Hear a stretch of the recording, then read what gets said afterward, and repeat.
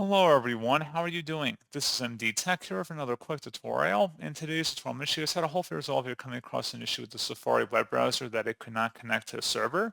So this should hopefully be a pretty straightforward process, guys. And without further ado, let's go ahead and jump straight into it.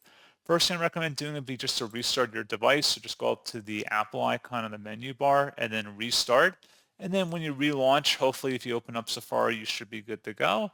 If not, something else we can try as well would be to select Safari up in the menu bar, and then you want to select Settings, select the Privacy tab, and then select Manage Website Data. You want to remove all the data listed here and select Remove Now. Select Done, close out of here, and then relaunch the browser, and hopefully you should be good to go. If not, I would select the Apple icon again up in the menu bar and select System Settings.